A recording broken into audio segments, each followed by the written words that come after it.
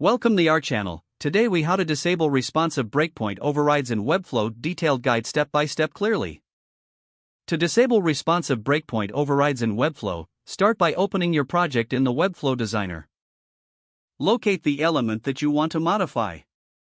Select the element by clicking on it from the canvas or the navigator. In the Styles panel on the right, navigate to the breakpoint you wish to edit. Responsive breakpoints are displayed at the top of the panel. Click on the breakpoint icon for the specific device size where you want to disable overrides.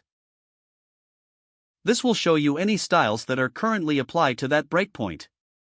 To revert to the default styles, look for the orange dot next to any overridden property. Click on the orange dot to access the override options. Select Reset to remove the specific style for that breakpoint. You can also manually adjust the styles to match the base breakpoint if needed.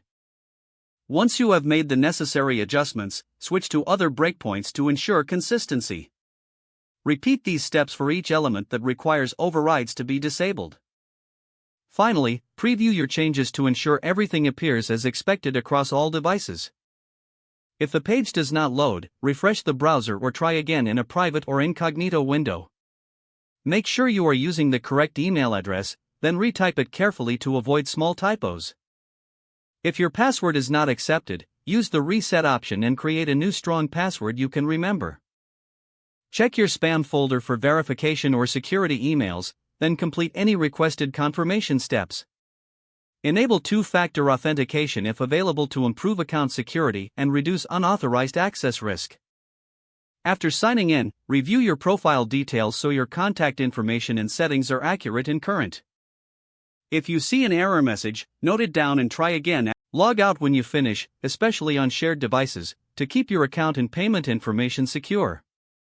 If the page does not load, refresh the browser or try again in a private or incognito window. Make sure you are using the correct email address, then retype it carefully to avoid small typos. If your password is not accepted, use the reset option and create a new strong password you can remember.